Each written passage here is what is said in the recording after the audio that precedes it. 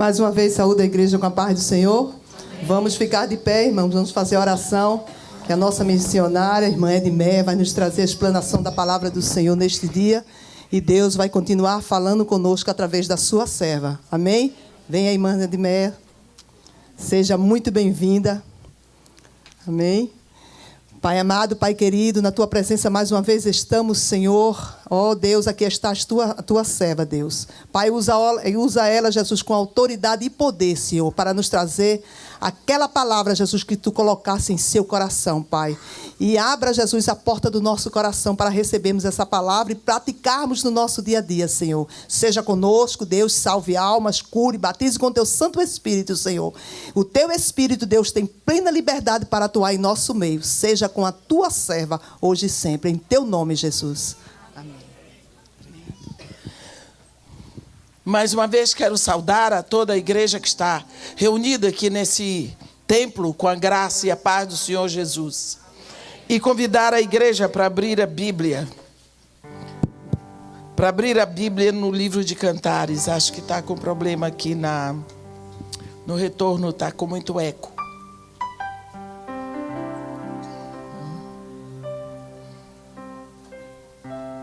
Cântico dos Cânticos, capítulo 1.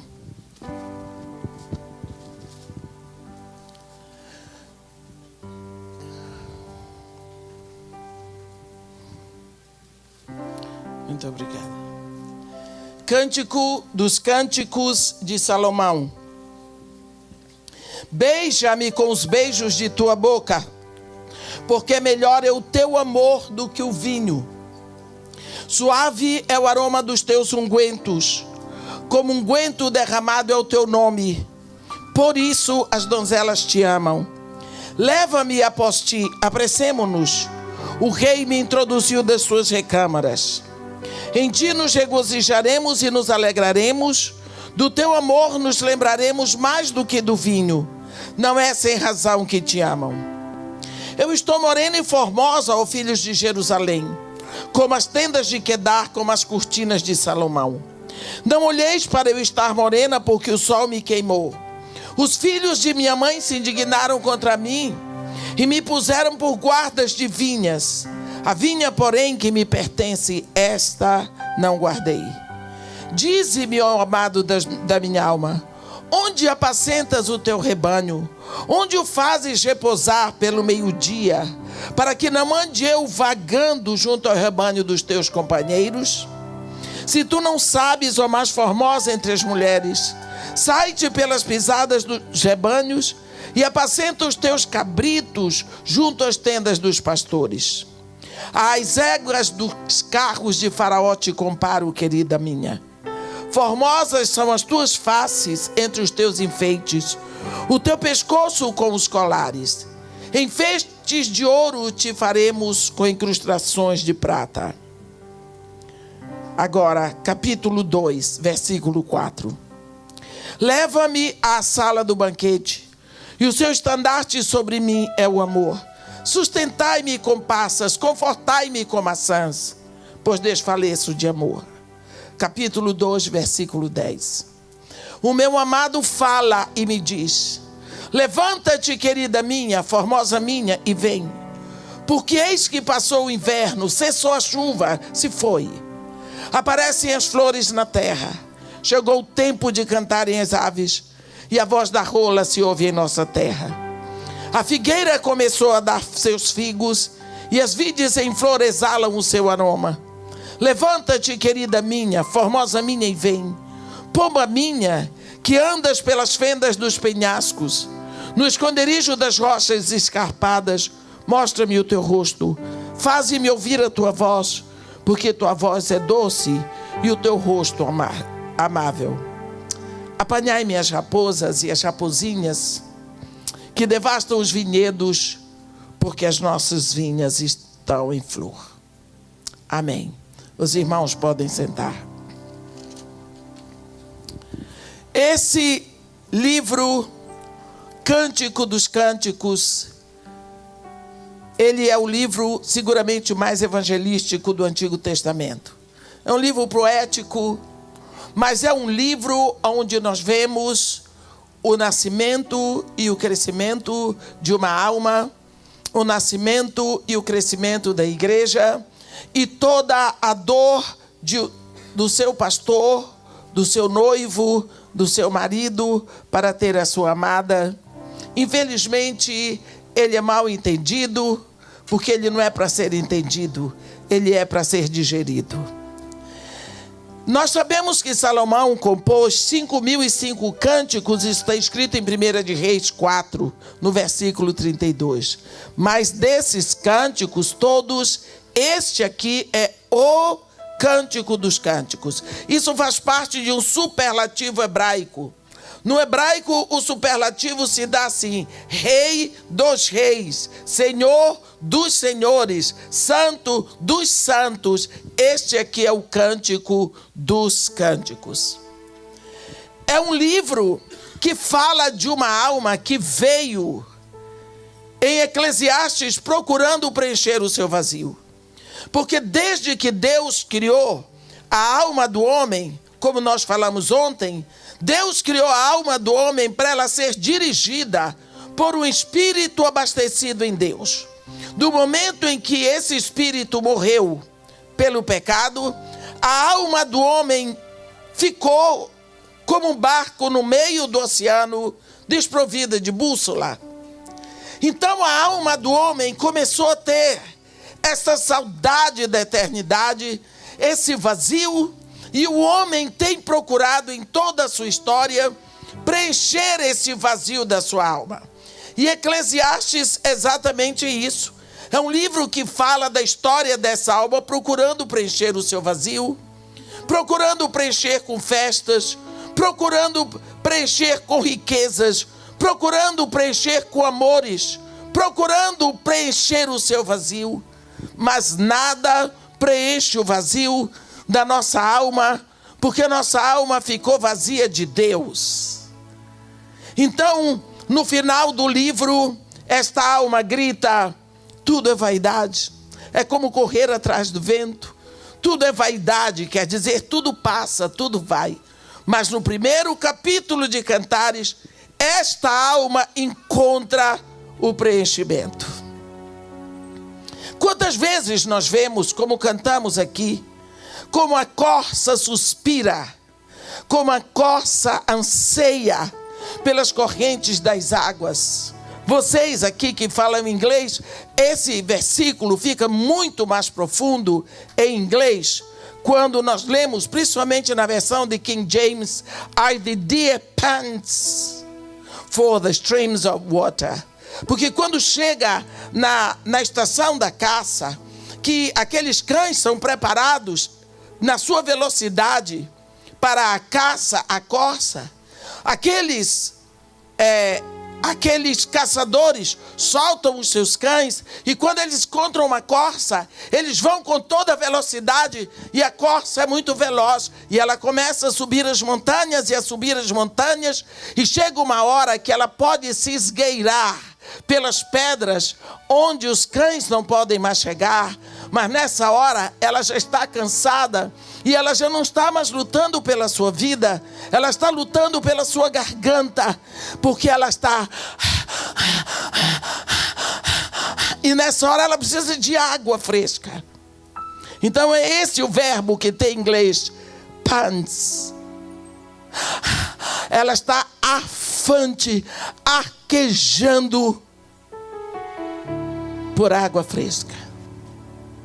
É assim que a minha alma anseia por ti. É assim que o salmista diz: como a corça anseia pelas correntes das águas, assim por ti suspira minha alma. Quantas vezes nós vemos o salmista dizer: minha alma, bendize ao Senhor, e tudo o que é em mim bendiga o seu santo nome. Minha alma, bendize ao Senhor, e não te esqueças de nenhum dos seus benefícios. Ele é quem perdoa todas as tuas iniquidades.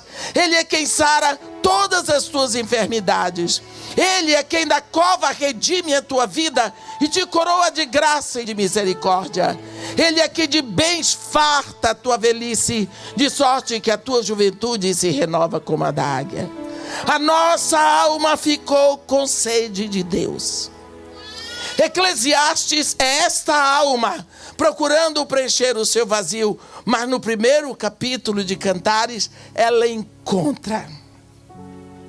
E quando ela encontra, ela diz: ó, beija-me com os beijos de tua boca, porque melhor é o teu amor do que o vinho.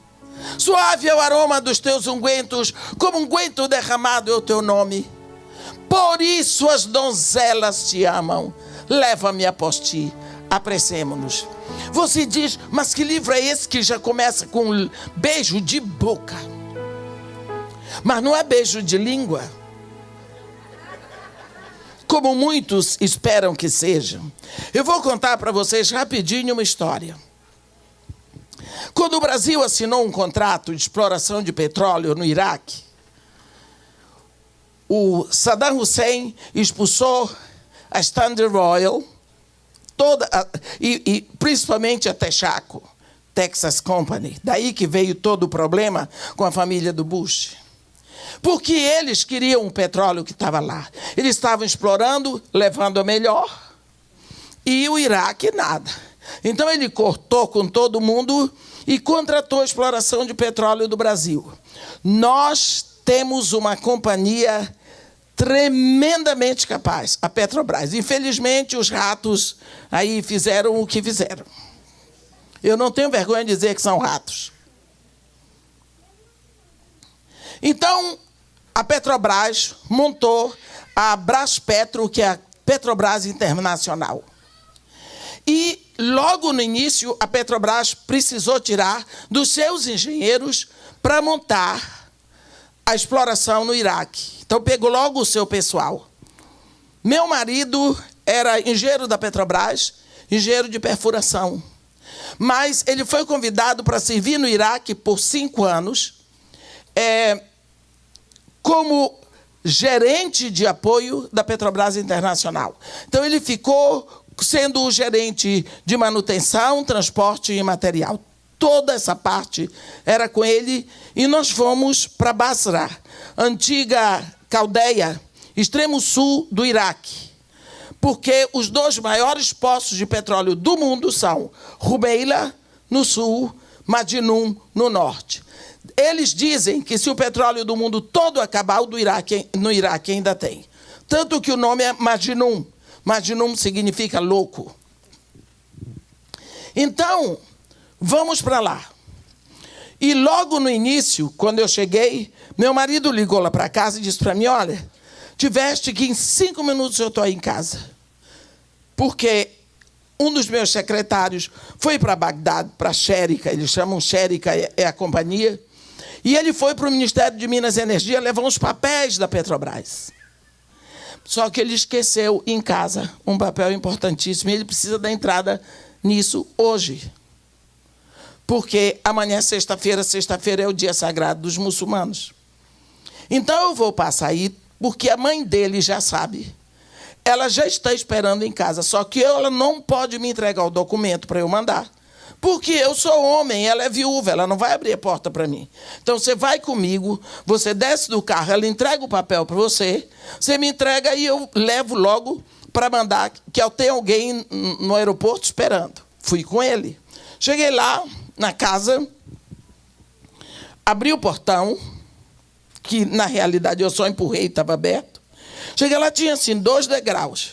E eu subi o primeiro degrau, toquei a campainha da casa. Aí vem uma senhora assim, forte, alta, mas ela estava de abaia. A abaia é aquele manto preto que elas usam. E ela estava com a baia assim sobre a cabeça e segura aqui. E ela entreabriu a porta e olhou para mim.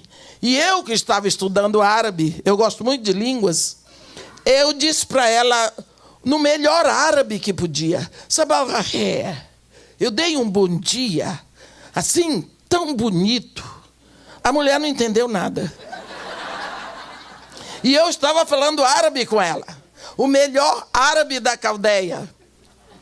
Aí eu fiquei decepcionada, resolvi ir para o inglês mesmo, que é a língua que a gente fala mais lá, é o inglês. Ela também não me disse nada. Eu disse: pronto. Só que ela estava com a mão assim na porta. não é? E eu fui interno em colégio de freira 7 anos, acredite se quiser. E quando a gente estava no colégio interno, nós tínhamos que cumprimentar a freira de manhã e de noite. E o modo que nós tínhamos para cumprimentar a freira era beijando a mão. Só que por uma questão de respeito, a freira nunca suspendia a mão para nós beijarmos. Nós tínhamos que nos curvar totalmente até a mão da freira, onde quer que estivesse, para beijar. Quando eu vi aquela mulher com aquilo tudo cobrindo a cabeça, em algum lugar no meu inconsciente veio, freira. Eu saudei, dei bom dia em árabe. Ela não respondeu. Em inglês não respondeu, eu tasquei a mão na mão dela e dei um beijo na mão. Eu me curvei e dei um beijo na mão dela. Ela tomou um susto assim, ficou me olhando. Eu disse para ela quem eu era. Ela se virou assim, pegou o papel e me entregou. E eu não duvidei, tasquei outro beijo na mão dela. Na minha concepção de brasileira, eu estava fazendo a melhor coisa do mundo. Só que eu estava lidando com uma iraquiana, conterrânea de Abraão, conterrânea de Noé, conterrânea até de Adão, porque o paraíso terrestre é bem ali. Então, saí de lá, puxei a porta, o portão, e entrei no carro, entreguei para o meu marido. Ele levou na companhia para o rapaz ir para o aeroporto e mandou o motorista me levar em casa. Tudo bem. No outro dia de manhã, meu marido ligou para mim. Vocês, mulheres, já viram um marido brabo? Uma arara, como a gente diz lá no Brasil? Vocês já viram um marido brabo? Parabéns, pastor. Os maridos daqui são treinados para obedecer. O meu marido estava uma arara. O que foi que você fez com aquela pobre daquela mulher? A mulher virou minha vítima. Eu disse, você viu que eu nem entrei. A mulher não me convidou para entrar. Você fez alguma coisa. Você sabe que nós estamos aqui. Esse é o meu ganha-pão. Esse é o meu emprego para sustentar você e seus filhos. E você sabe que nós estamos numa terra que tudo é calabouço é forca. Tudo é calabouço. O que é que você me fez com mulher? Eu disse aqui, você viu que eu nem entrei lá? Para de gritar comigo. Pá, bati o telefone, eu não era convertida. Bem, fiquei intrigada. Qual é a mulher que fica em paz depois de ter batido o telefone na cara do marido brabo? A gente faz de conta que ficou tudo bem, mas o coração fica... Porque não sabe qual é a reação. Quando é 3 horas da tarde, chegou ele lá com Aio, o filho da mulher. Os dois nas maiores gargalhadas, eu disse, estou salva. Bem, resumindo, sabe o que eu fiz? Sabe o que eu fiz? Sabe qual foi o problema? O beijo. Sabe por quê? A mulher disse que eu beijei no pulso dela. Eu sei lá onde é que eu beijei. Para mim, eu beijei na mão. Nós brasileiros não estamos, aliás, nós ocidentais, não estamos nem aí para beijo. No sentido de que eu encontro, digamos, com a Rose, eu faço assim, oi, Rose. Quer dizer, eu dou um estalo para a Rose ouvir. E digo que beijei. Não beijei ninguém. Eu dei um estalo no ouvido dela. De preferência assim, sem encostar, para não sujar a maquiagem dela. Não é assim que a gente faz? No Brasil, a gente joga beijo. Ensina a criança a jogar beijo. Beijo é coisa que se jogue. Caia em quem quiser. Tá jogando. Não é assim na cultura do Oriente Médio. Beijo é linguagem. A mulher disse que eu beijei no pulso dela. e beijar no pulso, sabe o que significa?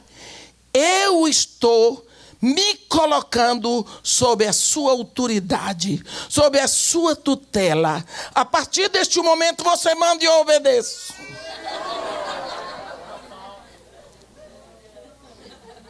Você viu o que eu tinha dito para a mulher? Depois eu fiquei vendo que tudo foi obra do Todo-Poderoso.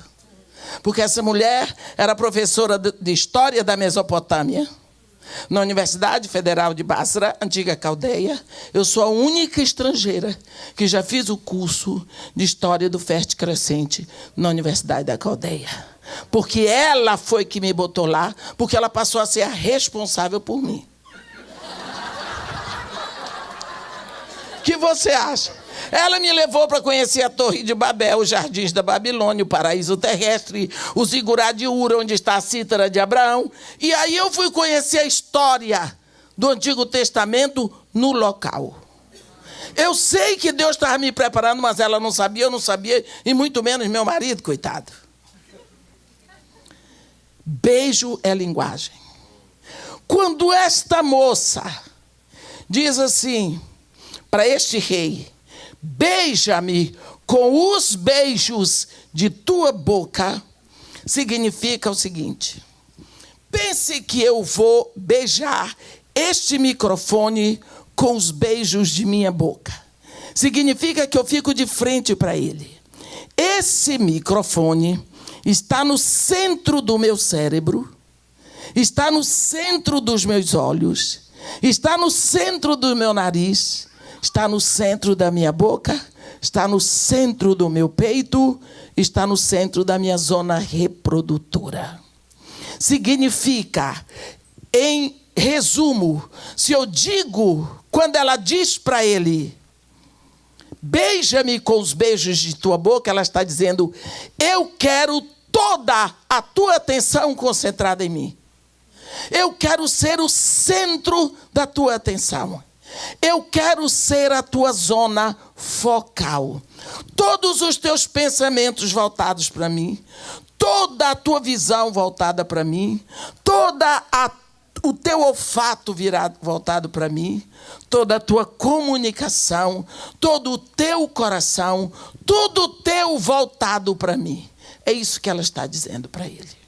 Beija-me com os beijos de tua boca. Aí ela diz: porque melhor é o teu amor do que o vinho. Outra coisa que a gente não conhece. Porque para mim até um copo de Coca-Cola é melhor do que vinho. Nossa cultura não é de vinho. Mas o vinho na Bíblia, ele representa descontração, alegria, festa. O teu amor é melhor do que o vinho. Mais tarde, você vai ver Paulinho de Tarso dizer isso. Ele diz assim: não vos embriagueis com o vinho no qual há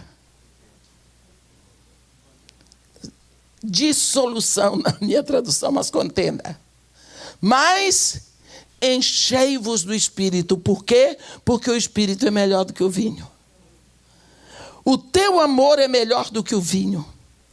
Suave é o aroma dos teus ungüentos. Como unguento derramado é o teu nome. Nome na Bíblia é personalidade, é caráter. Então o caráter desse rei, ele é como um unguento que se derrama sobre o ferimento. Refresca o ferimento, cura o ferimento, mitiga a dor da ferida. É a tua personalidade. E ela diz: por isso as donzelas te amam. Então existiam virgens que amavam esse rei e que falavam desse rei para essa moça, sem nome. Que depois ela vai ter um nome, vai ser chamada de Sulamita, não é? Que é o feminino de Salomão, quando ela começa a se parecer com o rei. Agora, ela está dizendo para ele o que ela ouviu das virgens. Que o amor dele é melhor do que o vinho. Que o aroma do perfume dele é maravilhoso. Ela diz tudo o que ouviu. Porque já foi pregado para ela. Ela já ouviu aquela notícia. Agora ela se rende. Mas ela se rende de uma forma absoluta. Ela diz: leva-me após ti. Apressemo-nos. Ela não diz: eu quero ir contigo. Ela diz: leva-me após. Tu vais na frente, eu vou atrás. Para onde quer que tu fores, eu irei. Para onde quer que tu te dirigires, eu serei dirigida. Eu não quero nem pensar, eu quero seguir os teus passos. Logo, leva-me após ti, apressemo-nos. Aí ela diz assim: o rei me conduziu às suas recâmaras. Tanto lugar para o rei levar essa nova convertida. Ele leva para a intimidade dele. Tantos jardins no palácio. Tantos salões no palácio. Como Cantares é um livro poético, ele é escrito da forma clássica grega, você vai ver que tem sempre um coro, como tinha nos nossos coros quando cantávamos hinos na igreja.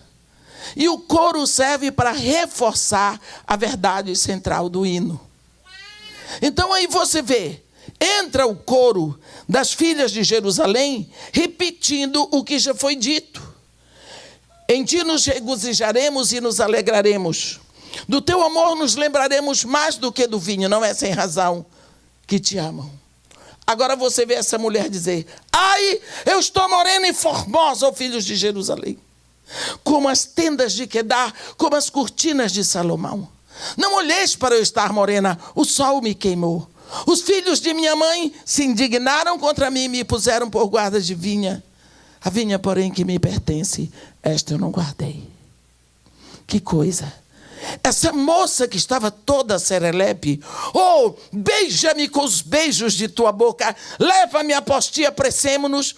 O rei me introduziu nas suas recâmaras. Agora ela tem um ataque neurótico do sentimento de menos-valia. Ela diz: eu estou como as tendas de Quedar. Quedar é o nome de um homem, mas que ficou para toda a tribo. É uma tribo de nômades que nasce e cresce no deserto. Você, quando vê nômades, beduínos no deserto, eles naquela época tiravam a pele dos animais e depois eles costuravam uma na outra e fincavam assim e jogavam aquilo por cima das estacas. Então, quando de longe você ouve, você vê uma turma de beduínos, você vê as tendas de Quedar, aquilo tem uma aparência horrível, empoeirada, tudo ressecado. É uma coisa triste, é pior do que favela. Ela disse: eu fui exposta ao mundo, eu sofri abuso, eu tenho a pele ressecada, eu sou horrorosa, não olhem para mim porque eu estou toda suja. Eu fui exposta ao mundo, toda suja. Vem um problema familiar horrível. Ela diz: os filhos de minha mãe se indignaram contra mim. Ela não diz os meus irmãos. Os filhos de minha mãe se indignaram contra mim e me botaram por guardas de vinhas. Olha, no tempo de Jesus Cristo, trabalho de capataz, de vinhateiros, no deserto já era para homem. Você imagina no tempo de Salomão? Botar uma moça para tomar conta, para ser capataz de homens no deserto? O que é que ela ia passar? E ela diz: eles se indignaram. Por quê? Santa ela não era. Não é porque ela era boazinha. Então agora está vindo uma dor arrancada lá de dentro. A rejeição da família, a solidão, o desprezo, a amargura, a dor que ela sofreu de ter sido deixada sozinha e desprotegida. Minhas irmãs, mulher não nasceu para estar sozinha. Mulher não foi feita por Deus para ser uma costela solta. Quando Deus criou o homem para fazer a mulher, ele tirou uma costela debaixo do braço. A costela tem que estar inserida. Todas as vezes que uma mulher é rejeitada, ela sofre desprezo, seja do pai. Porque muitas sofrem desprezo do pai ainda quando são pequenas. Outras sofrem desprezo da mãe. Tem mãe que prefere o filho que é homem, ou prefere uma outra filha que é mais inteligente. Ela cresce com uma ferida muito grande que só Deus pode cicatrizar. Essa moça agora, quando ela entra na intimidade do rei, a luz do rei, porque Deus, esse rei, é Jesus. A Bíblia diz que Deus é luz, nele não há treva alguma. Quando essa luz vem sobre ela, ela vê a ferida, ela vê a dor, ela vê o pecado, toda a amargura que estava em vida dela, o ressentimento, a necessidade de perdoar. Ela vê que está completamente inadequada. Ela agora olha para o rei e diz: eu queria tanto seguir atrás de ti. Eu queria tanto ser o centro da tua atenção. Eu queria tanto ser uma pessoa ao teu lado. Mas eu não posso, eu sou indigna. As outras virgens podem. Quando elas me falaram de ti, mas elas são virgens, eu não sou. Elas são puras, eu não sou. Elas são dignas, eu não sou. Mas agora que eu te vi, é impossível te esquecer. Ela diz para ele: dize-me, ó amado da minha alma, onde apacentas o teu rebanho? Onde o fazes repousar pelo meio-dia? Para que não ande eu vagando junto ao rebanho dos teus companheiros. Que coisa! Essa expressão, onde o fazes repousar pelo meio-dia, meus irmãos, naquela região, o sol do meio-dia chega a 60 graus. Ninguém sai na rua para passear. O árabe usa toda aquela chafia, que chama chafia, aquilo que eles põem na cabeça e eles vão se movimentando, e aquelas roupas que cobrem tudo.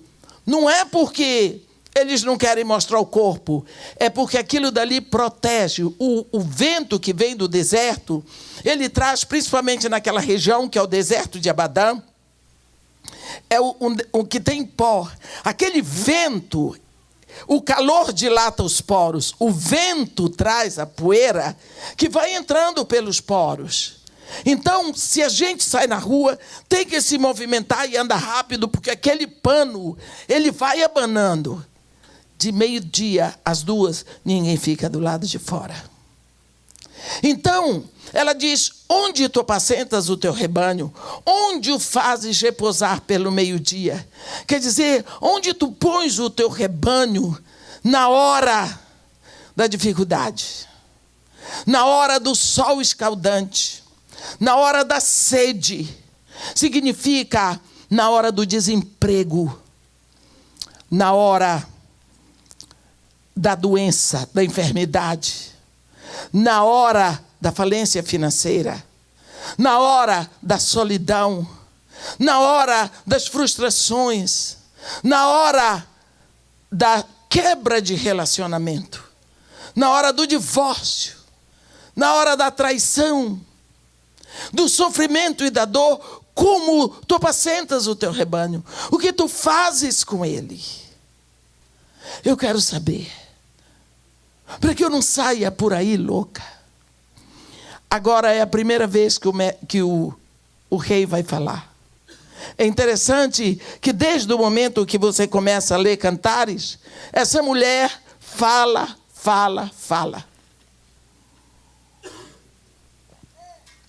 E o rei está ouvindo.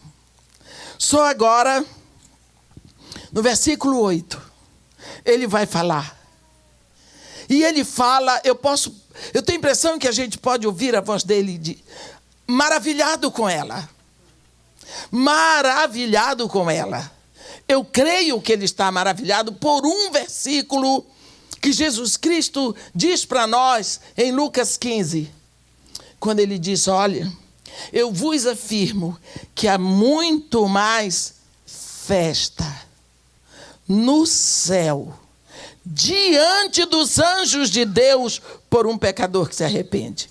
Você entendeu esse versículo? A festa quem faz não são os anjos. Olha o versículo. A festa é diante dos anjos. Quem é que faz a festa? É Deus. Você já imaginou Deus festejando, dançando, se alegrando? Porque você se arrependeu aqui, meu irmão? O arrependimento de um pecador na terra faz Deus dançar no céu. Porque quando o pecador se arrepende, ele entra na cidade santa. O nome dele está escrito no livro da vida. Então, aqui, esse rei vai falar, e ele está olhando para aquela moça, atrapalhada, achando que ela é arrebentada, que ela é suja, que ela fez todo tipo de pecado. Ele está olhando para ela. Agora que ela faz a pergunta para ele, ele diz para ela: se tu não sabes, ó mais formosa entre as mulheres. Está vendo? Não adianta você dizer que eu sou feia. Ele diz para mim, ó mais formosa entre as mulheres, e o pior é que eu acredito nisso. Sabe o que ele diz para ela? Olha o conselho. Sai-te pelas pisadas dos rebanhos e apacenta os teus cabritos junto às tendas dos pastores. O que é que ele está dizendo para ela? Você quer saber como eu cuido do meu rebanho? Na hora das tribulações? Na hora da tempestade? Na hora da traição, do divórcio, do roubo, do desemprego? Sai-te na pisada do meu rebanho. Ele está dizendo para ela: eu comecei um rebanho lá no Jardim do Éden. Eu sou Jeová Roé. Eu sou o Senhor pastor. Eu comecei um rebanho na terra. E eu venho conduzindo o meu rebanho diante e através de todas as dificuldades até do dilúvio. Vai conhecer a história de Jeová pastor? Vai conhecer, quer que eu traduza? Vai ler a Bíblia. Vai conhecer a minha história. Vai ver como eu lido com o meu rebanho. Vai ver como eu cuido, como eu supro, como eu amo, como eu entrego a minha vida pelo meu rebanho. Eu gosto quando Jesus Cristo diz: a minha vida ninguém me toma. Pelo contrário, eu voluntariamente a dou. Ele diz: as minhas ovelhas ninguém tira da minha mão. Macho, eu gosto demais. Ele está dizendo: vai ler a Bíblia, vai conhecer a história de Jeová pastor, como ele tem cuidado do seu rebanho, como ele tem alimentado, como ele tem enviado pastores, profetas, apóstolos, mestres, como ele tem feito com o seu rebanho. É assim que você vai conhecer. Agora aí ele vai falar: as éguas dos carros de Faraó te comparo, querida minha. Você diz: puxa vida. Vai logo comparar a mulher com a égua?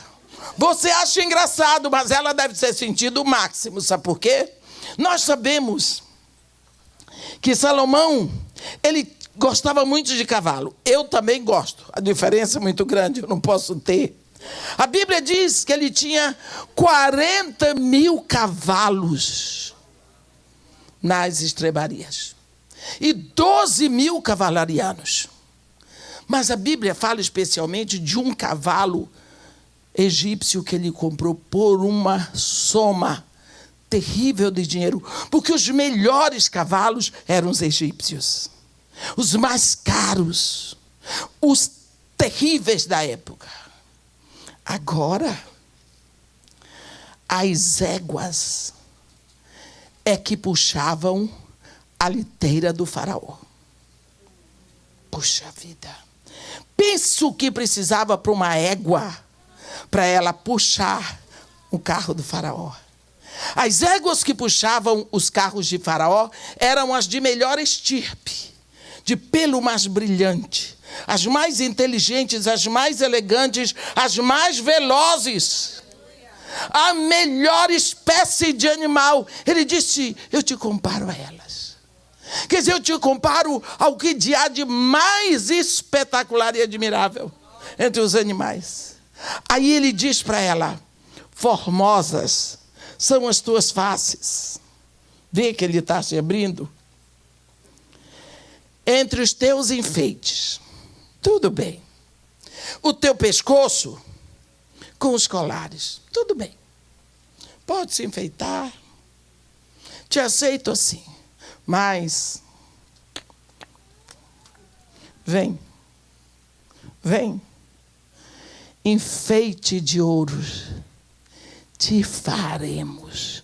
Você viu que o verbo agora foi para a primeira pessoa do plural? Com incrustações de prata. Puxa vida.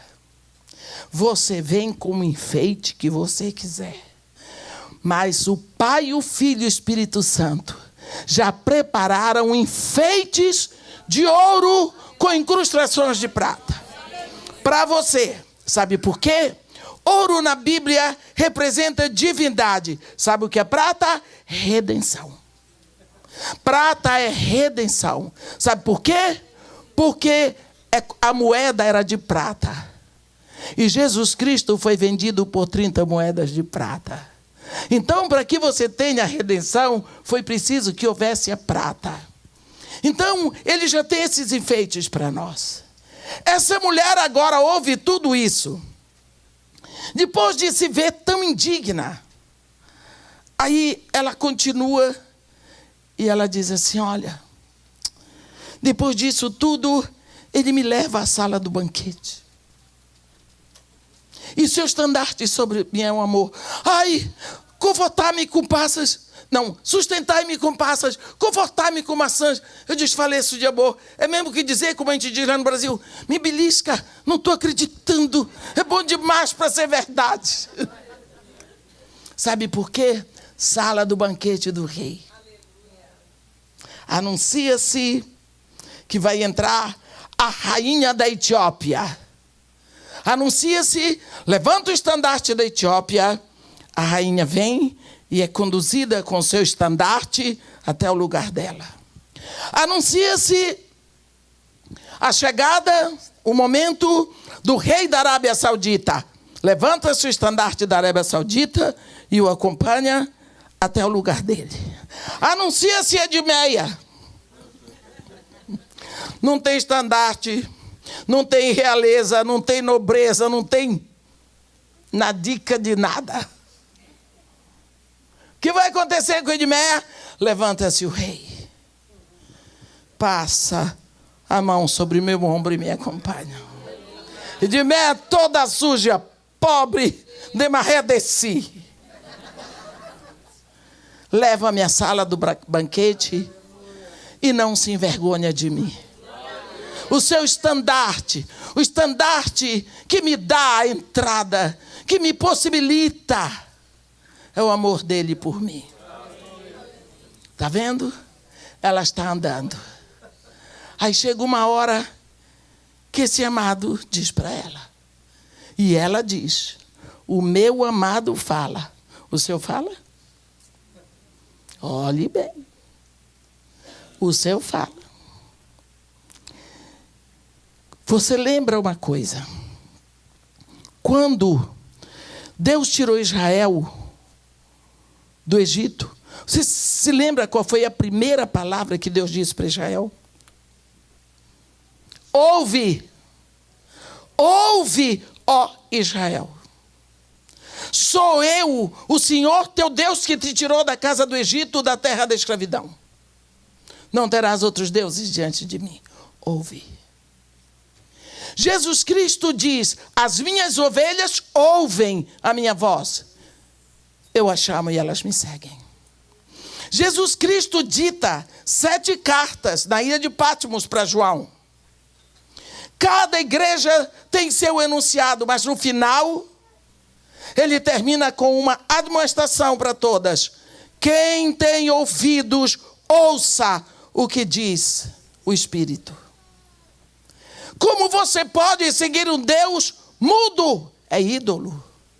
Que Deus é esse que sempre falou e não fala mais? Deus exige ser ouvido. Vou contar para vocês 3 minutos uma coisa. Morei 3 anos na terra de Abraão. E eu sempre fiquei imaginando como é que Deus chamou Abraão para sair dali a pé. Na época melhor da vida de Abraão, que Terá, seu pai, tinha morrido, ele se tornou príncipe semita, autoridade sobre toda a tribo, porque o seu irmão Harã tinha morrido e deixou para ele o sobrinho Ló para criar. E Deus disse: deixa a tua terra, a tua parentela, a casa do teu pai, vai para uma terra que te mostrarei. Farei de ti uma grande nação, engrandecerei o teu nome, abençoarei os que te abençoarem, amaldiçoarei os que te amaldiçoarem. Em ti e na tua descendência, benditas serão todas as famílias da terra. Ele foi, cometeu um erro. Deus disse para ele deixar a parentela, levou o sobrinho, mas tudo bem. Esse homem sai dali com sua mulher, o sobrinho, os rebanhos, armando e desarmando tendas pelo deserto de Abadã, até chegar à Palestina. Quanto tempo durou? Olha, nós saíamos dali, tomávamos um avião em Basra, 1h10 para chegar em Bagdá. Tomávamos um outro em Bagdá para chegar ao Cairo, 1h20, para trocar de passaporte e ir para Israel. Quanto tempo? Meses, anos? Este homem andou a pé para chegar lá. Até o dia que ele chegou nos carvalhais de Manre, onde habitavam os cananeus, diz: Abraão, eis-me aqui, Senhor. É essa terra. Pronto. Quanto tempo? Como foi que Abraão andou esse caminho? Ele teve que desenvolver uma consciência auditiva voltada para uma voz. Você já viu mãe como é? Ela pode estar dormindo, mas se o neném dela der um gemido, meu filho, ninguém ouviu, mas a mãe ouve. Porque a consciência auditiva dela está voltada para aquela voz. Abraão teve que desenvolver uma consciência auditiva voltada na direção de uma voz que ia chamar a qualquer momento. Se eu dissesse para você: eu tenho $100.000 para lhe entregar, vou chamar no seu celular, você ia desligar o celular? Duvido. Era isso. Abraão ia dormir de noite, porque Sara já estava cansada. Chega, marido, você sabe que é mulher. Chega, marido, não dá mais, de noite não. E as ovelhas queriam dormir. Não adiantava tocar a ovelha, que a ovelha quando cansa, emperra, é triste. Seja ovelha, seja ovelha. Quando empaca...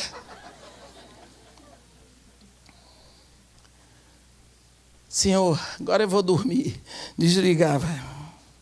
Acordou de manhã: Senhor, pode falar a hora que quiser. Isso quanto tempo durou?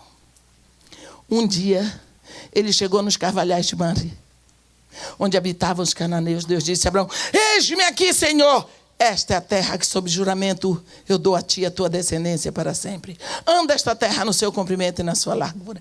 Olha, ele desenvolveu. No dia em que ele foi sacrificar o filho dele, no monte da terra de Moriá, ele ia descendo o cutelo quando Deus disse a Abraão: eis-me aqui, Senhor. Reconheceu a voz. Se ele não tivesse desenvolvido uma consciência para uma voz especial, ele tinha sacrificado o filho sem necessidade. Moisés ficou 440 anos no deserto, limpando o ouvido de todos os sons para ouvir. João Batista foi para o deserto. Jesus, 40 dias no deserto.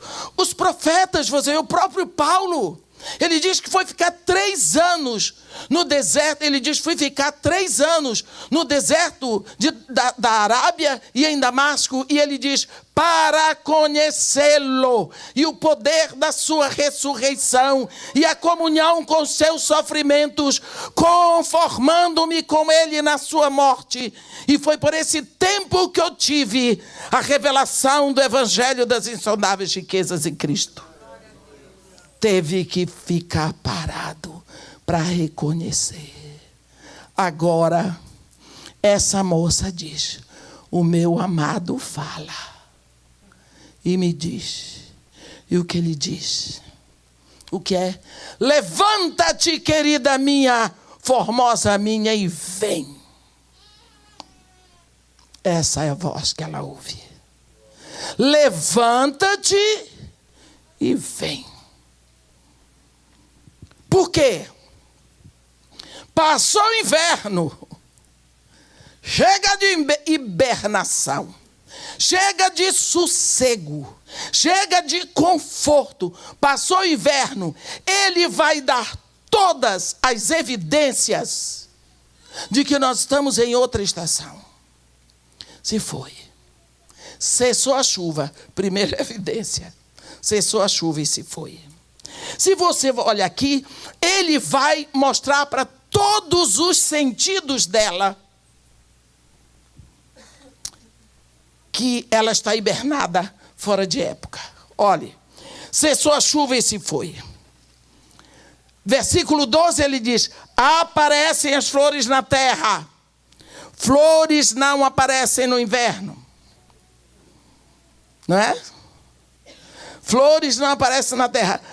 Eu não sei aqui nos Estados Unidos, mas na Inglaterra, quando está terminando o inverno, a gente sabe, porque chega assim e começam a aparecer o que nós chamamos de snowdrop. É uma hastezinha com uma folhinha branca. Snowdrop. Os britânicos ficam loucos. O inverno está acabando, está vindo a primavera. Por quê? Está aparecendo o snowdrop. Depois do snowdrop, os campos se enchem com os crocuses. O inverno já era. E aqui eu não sei quais são as evidências. Mas olha aqui que ele diz. Primeira evidência, cessou a chuva. Pode olhar. Se foi. E ele diz, aparecem flores na terra. Se aparecem flores, não é mais inverno. Chegou o tempo de cantarem as aves. Apruma a tua audição, porque a voz da rola se ouve em nossa terra. Vai. Já olhou? Então agora ouve. Está ouvindo a voz da rola? Não é mais inverno. A figueira começou a dar figos. Olha lá, ó. Olha os figos, está vendo? As vides em flor exalam o seu aroma. Vamos embora? Respira. Está sentindo o aroma das vides em flor? Então, levanta-te, querida minha, formosa minha, e vem. Sabe o que aconteceu? A mulher hibernou. Depois de tudo o que ele fez, levou à sala do banquete. Disse para ela que ela é linda. Ele não quer saber dos pecados do passado. Porque Deus diz, para contigo usarei de misericórdia, dos teus pecados jamais me lembrarei. Mas ela está amarrada. Está amarrada. Numas lembranças da história que ficou de ontem. Que maluquice. Está amarrada. E ele diz para ela, você está hibernada. Você esqueceu de olhar para fora. Eu estou lhe dizendo que acabou o inverno, é primavera. Vem. Porque do jeito que o inverno passou e não esperou por você, a primavera está passando, não vai esperar. Porque o tempo não espera. Vamos embora, vem. Vem comigo. Pomba minha, que andas pelas fendas dos penhascos, no esconderijo da rocha escarpada, mostra-me o teu rosto, faze-me ouvir a tua voz. Olha o que é que ele está dizendo para essa moça que representa a igreja, que representa cada um de nós. Você é minha, eu quero ouvir a sua voz. O que você está fazendo na terra? se você não fala, se você não grita, se você não mostra. Ele diz: eu acendi em você uma luz. Ele diz que ninguém acende uma candeia para botar dentro da caixa de som. Pelo contrário, bota no velador para todo mundo ver. Ele disse: então, eu acendi uma lâmpada em você. É para você aparecer. Portanto, que brilhe a tua luz. E que todos os homens, vendo o teu testemunho, possam glorificar ao meu Pai que está no céu. Todos os homens têm que glorificar a Deus pela nossa vida. Ele diz para ela: mostra-me o teu rosto. Pomba minha, você vai ver tanto aqui em Cantares, Jesus chamando sua igreja de pomba. Quem é do Rio? Eu sei que tem um carioca aqui. 2, 3. Eita, por isso que eu sabia, tem coisa boa. Eu vi bandeira do Mengão e tudo mais, né? Mas vamos deixar isso para depois. Porque toda vez a gente fala em Flamengo, começa a ficar alegre.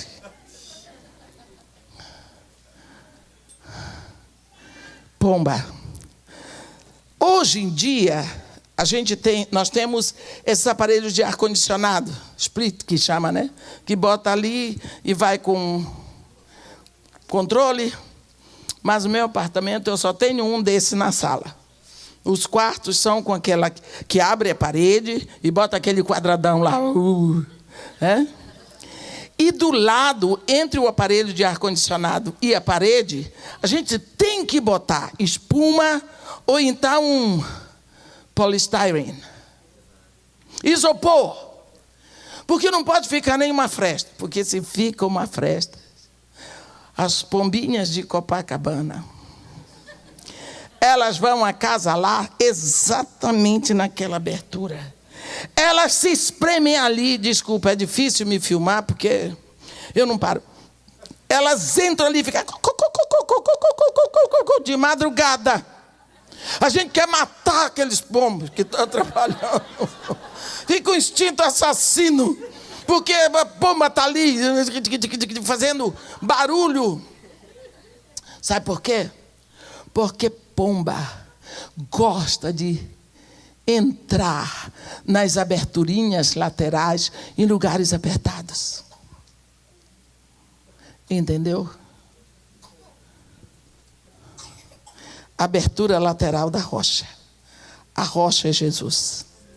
A pomba é a igreja que entra na abertura lateral. Essa abertura que foi feita lá na cruz. Ela entra ali. Ela voa até ali. Ela é lavada pela água, justificada pelo sangue e entra na abertura. Por isso que Jesus Cristo diz: pomba minha. Olha o que ele diz para ela: pomba minha, que andas pelas fendas dos penhascos, no esconderijo das rochas escarpadas. Mostra-me o teu rosto. Faze-me ouvir a tua voz, porque a tua voz é doce e o teu rosto é amável. Olha o que o nosso amado está esperando ouvir de nós.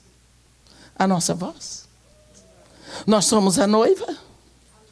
É a hora da noiva. É a hora da noiva. Existe um clamor que está subindo da terra para o céu. É a hora da noiva. Nunca houve tanto sangue de mártires derramado como em toda a história do cristianismo, como agora do século 21. Por quê? Por quê? Em Apocalipse, no capítulo 6, no capítulo 5, o cordeiro pega o livro todo selado. No capítulo 6, ele começa a abrir os selos. Quando chega no 5º selo, é o selo dos mártires. E os mártires dizem assim: Até quando, ó soberano Senhor santo e verdadeiro, não julga nem vingas o nosso sangue naqueles que habitam sobre a terra? Então é dada a eles uma veste branca. E é dito a eles que repousem só mais um pouco, até que se complete o número dos seus irmãos e conservos que vão ser mortos do jeito como eles foram. Eu queria que você visse isso. Abra a sua Bíblia em Apocalipse 6, porque isso fala alto para nós hoje, como igreja.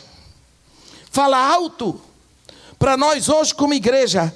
Apocalipse 6, que eu quero mostrar outra coisa para vocês.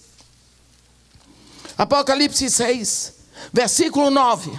Está escrito assim: quando ele abriu, o cordeiro abriu o quinto selo, vi debaixo do altar as almas daqueles que tinham sido mortos por causa da palavra de Deus e por causa do testemunho que sustentavam. Clamavam em grande voz, dizendo: até quando, ó soberano Senhor santo e verdadeiro, não julgas nem vingas o nosso sangue dos que habitam sobre a terra? Então a cada um deles foi dada uma vestidura branca, e lhes disseram que repousasse ainda por pouco tempo, até que também se completasse o número, diga o número, dos seus irmãos e conservos, que iam ser mortos como igualmente eles foram. Deus requer um número certo de mártires. Está aqui. Não se sabe qual é o número, mas esse número tende-se a completar muito em breve. Porque todos os dias se matam crentes. Todos os dias se matam cristãos. Aos montes. Não saem nos jornais. Eles não são católicos, eles não são evangélicos, eles são cristãos ortodoxos. Matam-se no Egito, na Índia, na Síria, na Jordânia, na Líbia, no norte do Iraque principalmente, no Paquistão, no Sudão, estão matando o crente como quem mata mosca. E o número de mártir vai chegando lá. Isso é um sinal de hoje. E sangue de filho de Deus é um grande fertilizante para o retorno. Em 2013, em fevereiro de 2013, a NASA tem um satélite chamado GRACE. E esse satélite, ele só existe para pesquisar onde tem água doce. Então, em 2013, esse satélite GRACE da NASA, ele detectou que o rio Eufrates, ele já secou naquela época. Quase 45% dele está seco. Mas por que isso é importante? Porque quem está pregando o Apocalipse hoje é a NASA. São os cientistas. Os cientistas hoje estão pregando o Apocalipse de Daniel, o de João e o de Isaías. Porque os pastores não pregam o Apocalipse, é o único livro que tem promessa. Bem-aventurado aquele que lê, aquele que ouve, aquele que guarda as palavras desta profecia. No capítulo 22, Jesus diz: eu, Jesus, enviei o meu anjo para vos testificar todas essas coisas. Eu sou a raiz e a geração de Davi, a brilhante estrela da manhã. Apocalipse é difícil. Como que Deus ia botar um livro que nós não podemos ler? Uma senhora em Manaus ligou para mim, eu no hotel. Oi, irmã, eu não acredito. A senhora demora tanto de vir em Manaus. Quando vem pregar Apocalipse. Eu disse: qual é o problema? Eu, em um livro esquisito, um livro que tem tanto monstro, tem até uma besta. Eu disse: não tem uma besta, tem duas. É uma que sai do mar, uma que sai da terra. Agora, fora de Apocalipse é que tem muita besta que não quer ler. Falta de ensino. Agora, olhe, porque eu estou falando do Eufrates. Capítulo 16 de Apocalipse. Vou voltar para Cantares. Ai, meu Deus, só faltam 5 minutos. Capítulo 16 de Apocalipse. Olhe bem. Derramou, versículo 12. derramou o sexto anjo a sua taça sobre o grande rio Eufrates. Guarde esse grande, hein? Cujas águas secaram, para que se preparasse o caminho dos reis que vem do lado do nascente do sol. Está vendo? O anjo já derramou a taça.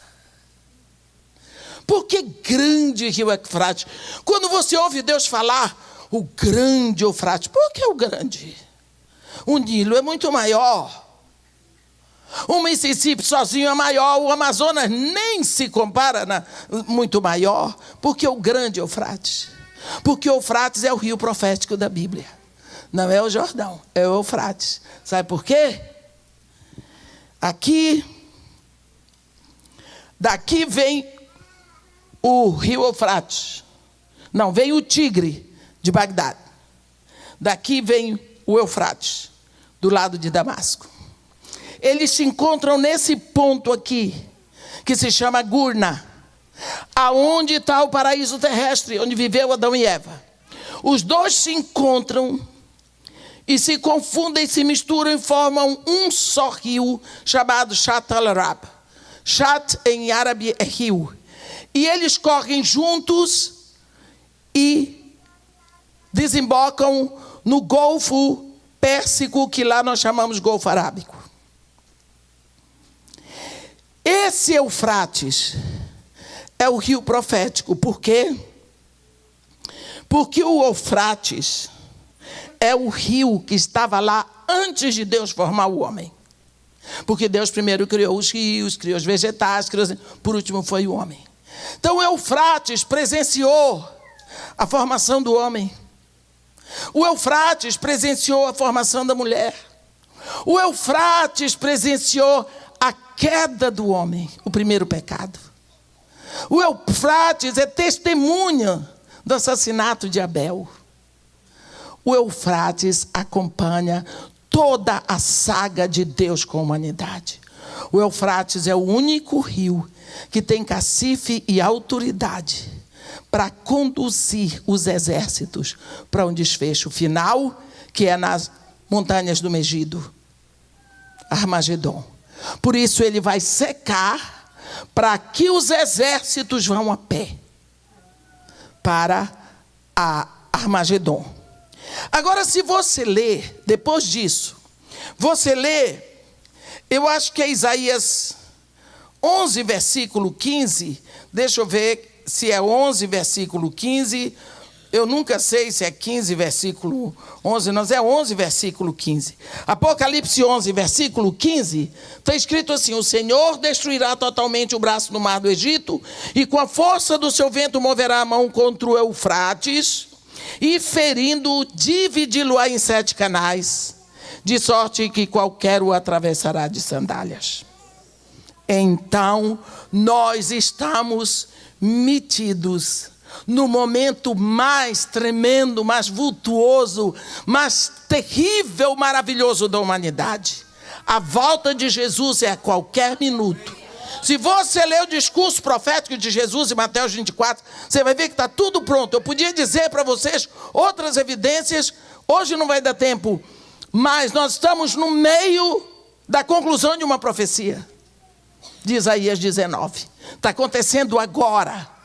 Está acontecendo agora. A última lua de sangue da Tétrade aconteceu no final de setembro. Começou o esfaqueamento dos judeus, que aqui só aponta para tudo isso. Mas vamos concluir nosso trabalho aqui. Quando ele diz para ela: mostra-me o teu rosto. Faze-me ouvir a tua voz, igreja. Porque a tua voz é doce e o teu rosto é amável. Essa mulher simplesmente para e diz assim para Jesus: apanhai-me as raposas e as raposinhas que devastam os vinhedos, porque as nossas vides estão em flor. Gente, que disparate. A mulher agora, depois que o rei provou para ela que ela está hibernada, preguiçosa, sossegada, diz a ela que a voz dela é amável, ela cria outro empecilho. Porque antes o empecilho era o inverno. Ele está dizendo para ela, passou. Que inverno? Que você está? Que já passou. Agora ela diz, então chegou a primavera. Agora as vides estão em flor. Então tem as raposas e as raposinhas. Apanhai-me. Ela não sai para apanhar. Quer dizer, é uma pessoa que, como você e eu, um dia, nós nos rendemos, nós nos entregamos, nós nos jogamos na mão desse Senhor. Nós queremos esse autor e consumador da nossa fé, da nossa salvação. Nos rendemos querendo todo. Ela deu uma recuada. E agora ela não vê motivo para se expor. Para se expor. Ela diz, agora tem outro perigo. Tem raposas e raposinhas. Meus irmãos, às vezes nós não somos impedidos por um caminhão. Nós somos impedidos por coisas pequenas. Nós vimos aqui uma moça dizendo, ela não ia deixar, ela não ia fazer a viagem. Por quê? Porque ela tinha lembranças do passado. Lembranças. Esse é o grande problema com a nossa memória. Não é apenas que esquecemos, é porque nós lembramos o que devíamos esquecer e esquecemos o que devíamos lembrar. Por que eu tenho que ficar agarrado no que passou? Eu não posso fazer nada com o que passou. O que passou se chama ontem. É passado. O amanhã é futuro. Mas o hoje é um presente de Deus para mim, para eu resolver. Então não adiantam as raposas e as raposinhas. O que adianta é que eu sou pecadora. Eu sei a grande maioria dos pecados que eu cometi, mas ele está dizendo, tu és a mais formosa entre as donzelas, entre as mulheres. Ele está me convidando, está dizendo para mim, vem, eu quero ouvir a tua voz. Não importa o que digam da tua voz. A tua voz é doce. O teu rosto é amável. Eu quero ouvir a tua voz. Eu creio que é isso que está acontecendo nesse congresso de mulheres, embora eu veja a grande maioria, talvez, de homens hoje. É que as mulheres daqui estão mostrando para Jesus a sua voz. Elas cantam, elas tocam, elas batem, elas fazem de tudo. Elas estão fazendo. Elas saíram da hibernação. Elas não vão ficar hibernadas. Senhor Jesus, eu vou me mexer, eu vou cantar o teu nome, eu vou cantar o teu amor, eu vou cantar, eu vou gritar, eu vou tocar, eu vou bater no bumbo. Mas o teu nome, o teu amor vai ser cantado pela nossa voz. Não tem nenhuma Maria Callas. Não tem nenhuma cantora profissional, não tem uma instrumentista profissional, não tem uma atriz de Hollywood, mas todas estão fazendo história, porque o nome de Jesus é o que está fervendo mais alto no coração delas. Na cidade santa, não entram os mentirosos, entram aqueles que reconhecem, sou sim pecador, por isso eu preciso de Jesus. Porque só sendo pecador, eu preciso de Jesus. E é por isso que eu grito por Jesus. Porque eu me reconheço pecador. Então não entra nenhum mentiroso. Só aquele que reconhece que só Jesus Cristo salva. Só Jesus Cristo escreve o seu nome no livro da vida. Uma vez, um homem disse para mim, todos os caminhos levam a Deus. Eu disse, certíssimo. Levam a Deus para julgamento. O muçulmano tem que passar na presença de Deus para julgamento. Vai parar não sei aonde. O budista também.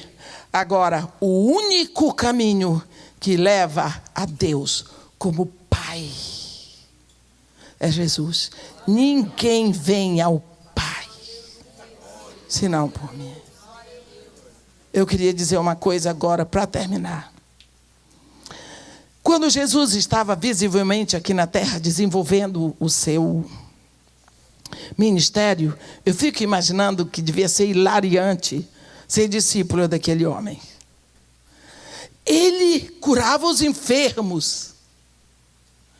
Ele ressuscitava mortos.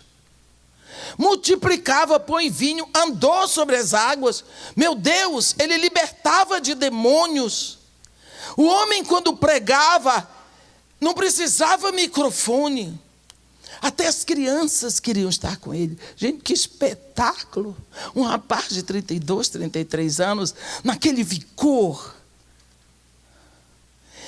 Se eu fosse discípula de Jesus naquela época, eu tinha dito para ele: mestre, me ensina como é que ressuscitam os mortos. Porque ele era meu mestre, ele tinha que me ensinar, e ele gostava de ensinar.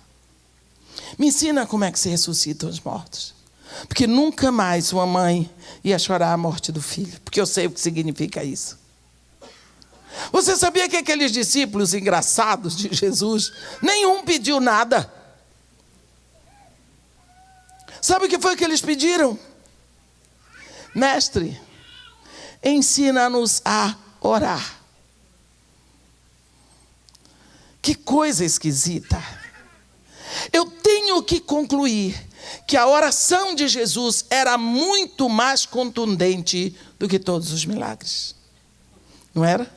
E foi tão interessante que quando eles disseram: mestre, ensina-nos a orar, Jesus Cristo, com aquele jeitão muito brasileiro, porque ele é muito brasileiro. Tem um jeito melhor do que o do brasileiro? Ele disse: tudo bem. Quando orar, dizei: Pai nosso que estás no céu. E meus irmãos, aquilo foi uma bomba que ele soltou na cabeça dos discípulos. Pai? Como que vamos chamar Deus de Pai? Aqueles discípulos conheciam todas as orações do Antigo Testamento, mas nunca viram um rei, um profeta, um sacerdote, um patriarca chamar Deus de Pai. Nem Abraão, que era amigo de Deus, nem Davi, que era um homem segundo o coração de Deus, nem Moisés, que falava a Deus face a face. Ninguém. Como que nós vamos chamar a Deus de Pai? Jesus Cristo disse: quando vocês estiverem juntos, vocês digam: Pai nosso. Mas tu entra no teu quarto e fecha a porta. E ora ao teu Pai em secreto. E o teu Pai que te ouve em secreto te recompensará. Poxa vida. Você está indo para o quarto. Pai. Olha, ninguém conhece mais a Deus do que o Filho e o Espírito. E se o Filho disse para você chamar a Deus de Pai, é porque o Deus quer ser chamado de Pai. Pai. Pai tem o colo acessível. Pai tem o peito grandão. Pai tem os braços bons de abraçar. Pai tem as mãos que protegem e que disciplinam. Pai dá segurança. Ninguém abusa de você se seu pai estiver por perto. Eu me lembro quando eu era pequena, eu era abusada. Jogava pedra nos outros, corria para perto do meu pai. Porque enquanto eu estivesse perto do meu pai, ninguém fazia nada. Meu pai me segurava. Não tem um pescoço mais cheiroso do que o do meu pai. Até hoje ficou aquele Pai. Jesus Cristo diga, quando você orar, diga: Pai. Entra no teu quarto, fecha a porta. Eu vou completar a frase de Jesus hoje. Entra no teu quarto, fecha a porta. Desliga o mafioso do celular.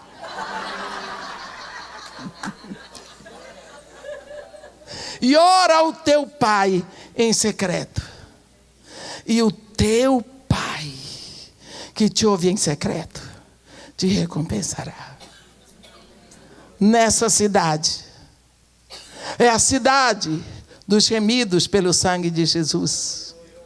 É a cidade que não precisa de luz elétrica, nem de luz alguma outra, porque você vai habitar dentro dele. O Cordeiro é a lâmpada. Você habita dentro dele porque você entrou como noiva no lugar da costela. A Nova Jerusalém, a comunidade dos remidos pelo sangue de Jesus. Pai querido, nós estamos aqui completamente imersos na alegria de sermos teus filhos. Nos aconchegamos no teu colo, na tua presença. Te agradecemos por essa dádiva da tua presença. Obrigada, ó Pai, pela tua palavra que deixaste para nós. Obrigada, ó Pai, pelo teu Espírito que vivifica a tua palavra. Obrigada, ó Pai, pelo ar que tu nos deste para respirar. Obrigada pela alegria das crianças lá fora. Obrigada pela vida dos nossos irmãos. Louvamos o teu nome. Glorificado sejas para sempre, Senhor Jesus. Maranata. Gritamos Maranata. Desejamos, existe um clamor no nosso coração, desejando que tu retires a tua igreja daqui. Sabemos que não somos daqui, porque não estamos satisfeitos com as coisas deste mundo. Isso prova que não somos daqui. Esperamos a tua volta. Desejamos te ver face a face. Te agradecemos por esse tempo juntos. E glorificamos o teu nome, ó Pai. No nome precioso e santo de Jesus. Amém.